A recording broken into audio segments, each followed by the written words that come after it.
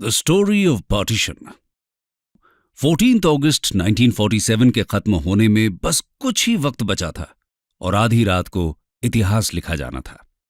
नई दिल्ली में स्थित कंस्टिट्यूएंट असेंबली के मिडनाइट सेशन को एड्रेस करने आए जवाहरलाल नेहरू ने एक ऐतिहासिक भाषण दिया। नाम था ट्रिस्ट विद डेस्टिनी। जिस तरह नेहरू आजादी को लेकर होपफुल थे, वैसे ही उनका भाषण भी बेहद होपफुल था।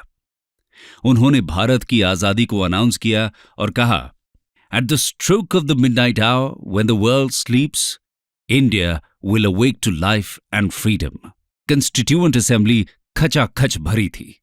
सारे दलों के नेता मौजूद थे, लेकिन भारत की आजादी के सबसे बड़े नेता महात्मा गांधी वहां नहीं थे। तो कहां थे गांधी? दोस्तों, वो गांधी जिन्हें नेताजी सुभाष चंद्र बोस ने आपसी मतभेद के बावजूद राष्ट्रपिता या father of the nation declare किया, वो दिल्ली से हजारों किलोमीटर दूर नोआखली में थे। जी हां, जब देश आजादी का जश्न मना रहा था, तब गांधी बंगाल के नोआखली में लगी आग को बुझाने की कोशिश कर रहे थे। हमारी आज की कहानी इसी आग की है जो आजादी के वक्त पूरे देश में सुलग रही थी। आज की कहानी उस घटना की है जिसने आजादी के जश्न को फीका कर दिया। वो घटना जिसने भारत को अंग्रेजी हुकूमत से आजादी तो दिलाई, लेकिन ऐसी कीमत पर जिसका हिसाब भी लगा पाना नामुमकिन था। ये कहानी है दो ऐसे मुल्कों की स्थापना की जो 75 साल बाद भी एक दूसरे के दुश्मन बने हुए हैं। दोस्तों, ये कहानी है भारत के विभाजन की। India divided at the stroke of the midnight hour, 15 अगस्त 1947। लगभग 200 सालों के दमन के बाद ब्रिटिश राज ने भारत छोड़ा और भारतीय उपमहाद्वीप दो आजाद देशों में विभाजित हुआ। हिंदू मेजॉरिटी सेक्युलर इंडिया और Muslim majority secular Pakistan. Bharat तो आज भी सेक्युलर है, लेकिन पाकिस्तान का सेक्युलरिज्म 1955 में खत्म हो गया और वो एक इस्लामिक स्टेट बन गया। खैर, पार्टीशन का अंदाजा 1947 के पहले ही लगाया जा रहा था, और जब ब्रिटिशर्स के इंडिया एग्जिट की अटकलें तेज हुईं, तो हजारों लाखों की संख्या में हिंदू, सिख और मुस्लिम्स पाकिस्तान और इंडिया के बीच माइग्रेट करने लगे। पर इनमें से कई लाखों लोग तो बॉर्डर पर पहुंच ही नहीं पाए। पार्टीशन की खबरें तेज हुईं और ब्रिटेन एक हेस्टी विड्रॉल के प्लान्स बनाने लगा। परिणाम स्वरूप भारत में अव्यवस्था और अराजकता के बादल छा गए। इस अराजकता के सबसे बड़े शिकार बने दो बॉर्डर प्रोविंसेस, पंजाब और बंगाल, जहां दंगों की आग सुलगने लगी। अंग्रेजों ने यह विभाजन पेपर पर लाइंस खींचकर तो कर दिया, पर ऑन ग्राउंड इसका अंजाम था हजारों लाखों लोगों का कत्लेआम और डिस्प्लेसमेंट। महिलाओं के साथ रेप्स हुए और बच्चों को किडनैप कर बाजारों में बेच दिया गया। नरसंहार, सेक्सुअल वायलेंस, डकैती, लूट, फोर्स्ड कन्वर्जन्स, ये सब आम बात हो गई थी। एक रिपोर्ट के हिसाब से लगभग 75,000 औरतों का हिंसक भीड़ और दंगाइयों द्वारा रेप किया गया, और यह सिर्फ रिकॉर्डेड डेटा है। इन रियलिटी तो यह नंबर लाखों में था। पड़ोसी ही पड़ोसी का दुश्मन बन गया। हैवानियत अपने चरम पर थी। फेमस लेखक सादत हसन मंटो उस दौर में विभाजन के इस भयावह रूप को अपनी कहानियों में बताते रहे। खुशवंत सिंह ने भी अपनी किताब अ ट्रेन टू पाकिस्तान में पार्टीशन के इस कुरूप चेहरे की चर्चा की। देश भर में फैली इस अराजकता ने देश को ही नहीं बल्कि पूरी दुनिया को झकझोर कर रख दिया। हजारों सालों से लार्जली एक शांतिपूर्वक माहौल में रह रहे लोग अचानक दुश्मन बन गए और उनके बीच बॉर्डर्स बना दिए गए। लेकिन दोस्तों, ये दुश्मनी अचानक से पैदा नहीं हुई थी। इस दुश्मनी का जन्म एक कॉन्शियस प्रोसेस या सोची समझी साजिश के तहत हुआ।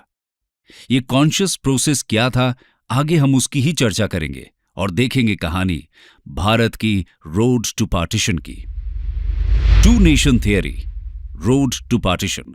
दोस्तों, इंडिया का पार्टीशन उस लास्ट मिनट अग्रीमेंट का नतीजा था जिसके तहत ब्रिटिशर्स भारत को आजादी देने वाले थे। लेकिन इस पार्टीशन के बीज कब बोए गए, इसकी कहानी काफी पुरानी है। ब्रिटिशर्स के खिलाफ जब आजादी की लड़ाई छेड़ी गई, तो इंडियन नेशनल कांग्रेस उस लड़ाई का सबसे प्रोमिनेंट ऑर्गेनाइजेशन बन के उभरा। इसका फॉर्मेशन 1885 में दादा भाई नौरोजी, A.O. ह्यूम और D.C. वाचा जैसे नेताओं ने किया था। लेकिन पार्टीशन तक आते आते इसका मेन कंट्रोल महात्मा गांधी और जवाहरलाल नेहरू जैसे नेताओं के हाथ में चला गया। इंडियन नेशनल कांग्रेस और उसके मोस्ट प्रोमिनेंट नेता including Mahatma Gandhi one nation के आइडिया के सपोर्टर थे। यानी वो मानते थे कि देश में रहने वाले अलग अलग धर्म और जाति के लोग एक राष्ट्र बनाते हैं और वो उसमें पीसफुली रह सकते हैं। यही वजह थी कि महात्मा गांधी पार्टीशन से इतने आहत हुए कि जब दिल्ली में कांग्रेस आजादी का जश्न मना रही थी, तब गांधी नोआखली जाकर दंगाइयों को हथियार रखने के लिए मना रहे थे। गांधी का वन नेशन का सपना टूट गया था, वो खुद भी टूट गए थे। खैर, कांग्रेस और गांधी के आइडियाज के खिलाफ सबसे बड़ा ऑपोजिशन आया राइट विंग पॉलिटिकल ग्रुप से, जिनका जन्म कांग्रेस के सेक्युलरिज्म के अगेंस्ट एक रिएक्शन के रूप में हुआ था। मुस्लिम लीग जैसे ऑर्गेनाइजेशंस जो माइनॉरिटीज को रिप्रेजेंट करने का दावा कर रहे थे, उन्होंने स्पेसिफिकली कांग्रेस के वन नेशन के आइडिया को चैलेंज किया। लीग के सबसे ताकतवर नेता मोहम्मद अली जिन्ना ने कांग्रेस को हिंदू ऑर्गेनाइजेशन डिक्लेयर कर दिया और गांधी पर हिंदू मेजॉरिटेरियनिज्म को प्रमोट करने का आरोप लगाया। जिन्ना ने देश के मुस्लिम्स को यह बोला कि चूंकि 80% लोग भारत में हिंदूज हैं और डेमोक्रेसी में मेजॉरिटी वोट से ही सरकार बनती है, इसलिए आने वाले समय में मुस्लिम्स के खिलाफ डिस्क्रिमिनेशन होगा। इसलिए मुस्लिम्स को एक अलग देश बनाने की जरूरत है। जिन्ना ने अपनी टू नेशन थियरी में यह भी कहा कि मुस्लिम्स और हिंदूज के इंटरेस्ट्स अलग अलग हैं और इसलिए वो एक देश में शांति से कभी रह ही नहीं सकते। लीग के अलावा डॉक्टर शशि थरूर कहते हैं कि ऐसे ही सिमिलर आर्ग्यूमेंट्स हिंदू महासभा के नेता विनायक दामोदर सावरकर भी दे रहे थे। डॉक्टर थरूर अपनी किताब why I am a Hindu में ये दावा करते हैं कि टू नेशन थियरी के सबसे पहले दावेदार सावरकर थे, जिन्होंने 1937 में इस थियरी को प्रोपाउंड किया, much before Muslim leagues Pakistan resolution of 1940। Theory किसने पहले दी, किसने बाद में, या किसने दी या किसने नहीं दी, या किसकी थियरी कैसे डिफरेंट थी, इस पर तर्क और वितर्क आज भी जारी हैं। लेकिन एक बात साफ है, और वो ये कि टू नेशन का आइडिया जन्म ले चुका था और ये इंडियन पॉलिटिकल अवेकनिंग का वो नेगेटिव आउटकम था जो विभाजन का कारण बनने वाला था। एक और बात काफी क्रूशल है, टू नेशन थियरी और देश में बढ़े हिंदू मुस्लिम डिवाइड के लिए कांग्रेस, मुस्लिम लीग और हिंदू महासभा कॉन्फ्लिक्ट से भी ज्यादा रिस्पॉन्सिबल ब्रिटिशर्स थे। चलिए देखते हैं कैसे। Laying the foundation, partition and British divide and rule. अंग्रेज जब भारत आए तो उन्होंने कई रिबेलियंस और रिवोल्ट्स फेस किए। 1857 का विद्रोह अंग्रेजी ताकत के लिए सबसे बड़ा एग्जिस्टेंशियल थ्रेट बना, क्योंकि इसमें हिंदू मुस्लिम यूनिटी बढ़ चढ़ कर देखी गई। कई हिंदू लीडर्स ने मुगल एम्परर बहादुर शाह जफर के अंडर अंग्रेजों के खिलाफ विद्रोह छेड़ दिया था। ब्रिटिशर्स ने इस विद्रोह को कुचल तो दिया, लेकिन उन्होंने ये कंक्लूड किया कि अगर उन्हें इंडिया में राज करना है तो उन्हें हिंदू मुस्लिम यूनिटी को ब्रेक करना ही होगा। इसलिए उन्होंने डिविडे एट इम्पेरा नाम के एक ओल्ड रोमन मैक्सिम पर based divide and rule policy अपनाई और अपनी पॉलिसीज के थ्रू वो हिंदू मुस्लिम डिवाइड को बढ़ावा देने लगे। ऐसा नहीं है कि हिंदू मुस्लिम कॉन्फ्लिक्ट पहले नहीं था, लेकिन उसका स्केल काफी लोकलाइज्ड था और इतिहासकार दावा करते हैं कि लार्जली हिंदू मुस्लिम्स इंडिया में पीसफुली ही रहते थे। यही भारतीय सिविलाइजेशनल ग्लोरी का प्रतीक बना। लेकिन British divide and rule policy ने हिंदू मुस्लिम डिवाइड को एक नेशनल या राष्ट्रीय अवतार दे दिया। डिवाइड एंड रूल सिर्फ रिलीजियस लाइंस में नहीं हुआ, बल्कि ये हर पॉसिबल एंगल से किया गया। सिख्स को मुस्लिम्स के अगेंस्ट, एक कास्ट को दूसरी कास्ट के अगेंस्ट, एक रीजन को दूसरे रीजन के अगेंस्ट, ट्राइबल्स को नॉन ट्राइबल्स के अगेंस्ट एंड सो ऑन। ये डिवाइड एंड रूल हमें कई ब्रिटिश पॉलिसीज में दिखता है। 1857 की क्रांति के बाद अंग्रेजों ने सिख्स, पठान्स और गुरखास को अपीज करने के लिए मिलिट्री रिक्रूटमेंट में डिस्क्रिमिनेटरी पॉलिसी को अडॉप्ट किया। ऐसा इसलिए क्योंकि सिख्स, पठान्स और गुरखास ने ब्रिटिशर्स को विद्रोह में सपोर्ट किया था, जबकि अवध, बिहार और साउथ के सोल्जर्स के खिलाफ डिस्क्रिमिनेशन हुआ क्योंकि ये 1857 विद्रोह के मेन सपोर्टर्स थे। इसके अलावा कास्ट बेसिस पर डिवीजन के लिए ब्रिटिशर्स ने कास्ट बेस्ड रेजिमेंट्स भी क्रिएट किए। ब्रिटिशर्स ने बाकी के एडमिनिस्ट्रेटिव जॉब्स में भी डिस्क्रिमिनेशन कर स्पेसिफिक कम्युनिटीज को अपीज करना चालू किया। कई एजुकेटेड और इन्फ्लुएंशियल लीडर्स को इस्तेमाल करके भी ब्रिटिशर्स ने रिलीजियस डिवाइड को फ्यूल किया। फॉर एग्जाम्पल, ब्रिटिशर्स ने एक्टिवली मुस्लिम रिफॉर्मर सर सैयद अहमद खान को पेट्रोनाइज किया और उनसे अर्ज किया कि वो मुस्लिम्स को इंडियन नेशनल कांग्रेस को बॉयकॉट करने के लिए मनाएं। समय और सिचुएशन के हिसाब से जो भी ग्रुप अंग्रेजों को फेवरेबल लगता वो उन्हें अपीज करते और सोसाइटी का विभाजन करते। ये पूरी डिवाइड एंड रूल पॉलिसी अपने चरम पर तब पहुंची जब 1909 का मौले मिंटो रिफॉर्म्स आया। इसके तहत मुस्लिम्स को सेपरेट इलेक्टोरेट दे दिया गया। इसके तहत मुस्लिम ही मुस्लिम कैंडिडेट को वोट कर सकता था और इसीलिए इसे कम्युनल इलेक्टोरेट भी कहा गया। इसने हिंदू मुस्लिम डिफरेंसेस को पॉलिटिसाइज और नेशनलाइज कर दिया और अब किसी भी प्रकार का रेकन्सिलिएशन मुश्किल लगने लगा। कुछ हिस्टोरियंस तो यह भी दावा करते हैं कि 1857 के बाद हुए ऑलमोस्ट सारे दंगों को अंग्रेजों ने ही क्रिएट किया था। British collectors secretly Hindu pandits को पैसे देकर मुस्लिम्स के अगेंस्ट स्पीच देने को कहते और मौलवियों को पैसे देकर हिंदूज के अगेंस्ट स्पीच देने को। सिस्टमैटिक कम्युनल पॉइजन कोलोनियलिज्म का वो कुरूप चेहरा है जो हमारे समाज को आज तक हॉन्ट करता है, न सिर्फ भारत में बल्कि पूरे साउथ एशिया में। खैर, 25% पॉपुलेशन के साथ मुस्लिम्स ब्रिटिश इंडिया की लार्जेस्ट रिलीजियस माइनॉरिटी थे। वेस्टर्न प्रोविंसेस जैसे सिंध, पंजाब, NWFP और ईस्ट में बंगाल प्रोविंस के कई एरियाज में तो वो मेजॉरिटी में भी थे। यही वजह है कि मुस्लिम हिंदू डिवाइड ब्रिटिश पॉलिसी का प्रायोरिटी रहा। इंपीरियल रूल में मुस्लिम्स को कई पॉलिटिकल और एडमिनिस्ट्रेटिव एडवांटेजेस दिए गए जिनके प्रति वो 1947 तक अकस्टम्ड हो गए थे। उन्हें डर था कि आजादी के बाद शायद उनसे ये बेनिफिट्स छीन लिए जाएंगे, स्पेशली अगर कांग्रेस पावर में आई तो। ऊपर से जिन्ना ने ऑलरेडी कांग्रेस को हिंदूज की पार्टी डिक्लेयर कर दिया था। 1945-46 में मुस्लिम लीग को प्रोविंशियल इलेक्शन में मेजॉरिटी मुस्लिम वोट्स मिले और अब मुस्लिम लीग ये दावा करने लगी कि वो मुस्लिम्स की सोल रिप्रेजेंटेटिव बॉडी है। चलिए अब देखते हैं कि कैसे ब्रिटिश हेस्टी विड्रॉल ने सिचुएशन को बद से बदतर बना दिया। The hasty British withdrawal.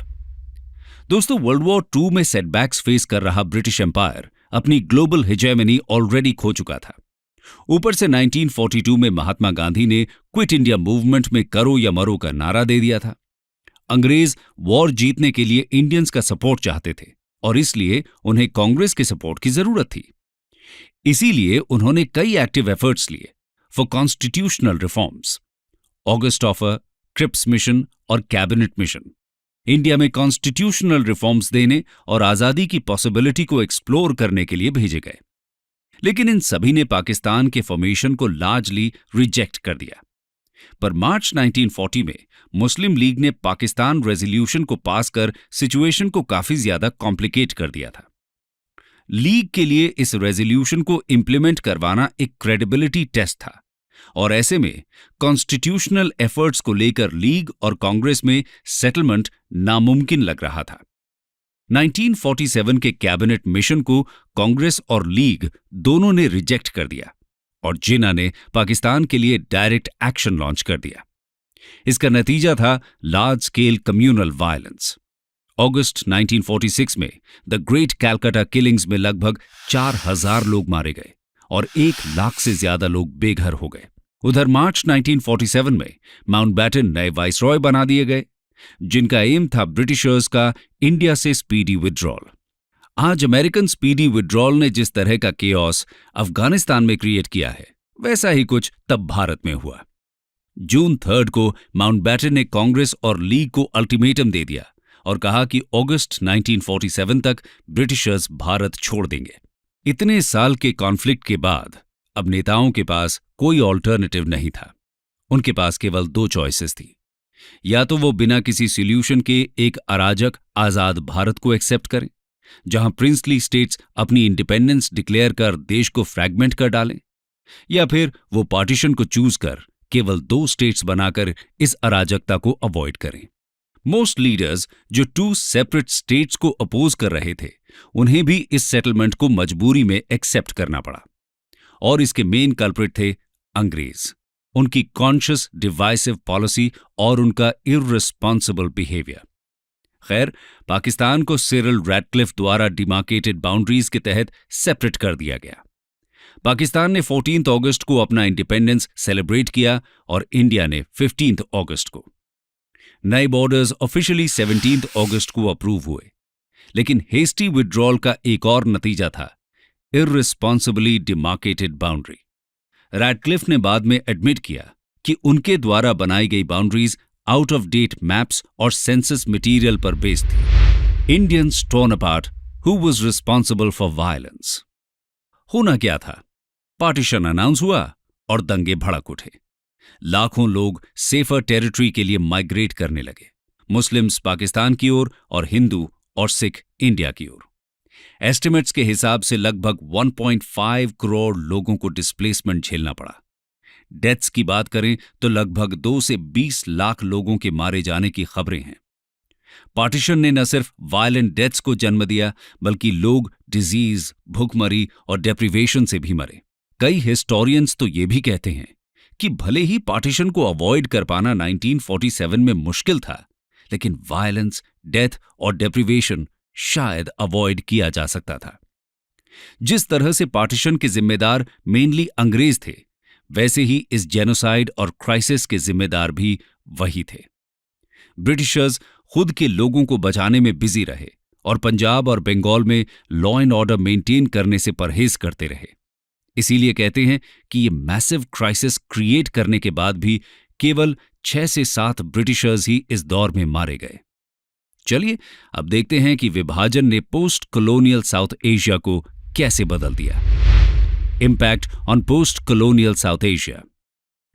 दोस्तों, इस ब्लडी पार्टीशन ने भारत को ही नहीं बल्कि पूरे साउथ एशिया को बदल कर रख दिया। एक तरफ जहां हजारों साल तक डाइवर्सिटी इंडियन सब कॉन्टिनेंट का हॉलमार्क रही और अलग अलग कम्युनिटीज के लोग सद्भावना से रहते थे, वहीं दूसरी ओर पार्टीशन के हॉरर ने एक लॉन्ग लास्टिंग ट्रस्ट डेफिसिट को जन्म दिया। यह सिर्फ इंडिया में नहीं हुआ, बल्कि पाकिस्तान और करंट डे बांग्लादेश में भी हुआ। भले ही पाकिस्तान सिर्फ मुस्लिम्स के लिए क्रिएट किया गया था, लेकिन इन रियलिटी ऐसा हुआ नहीं। वेस्ट पाकिस्तान में लगभग 1.6% नॉन मुस्लिम्स थे। ईस्ट पाकिस्तान या मॉडर्न डे बांग्लादेश में लगभग 22% नॉन मुस्लिम्स और इंडिया में लगभग 10% मुस्लिम्स 1951 के सेंसस के हिसाब से बच गए। यह सब्सटैंशियल नंबर था, स्पेशली इंडिया और बांग्लादेश में।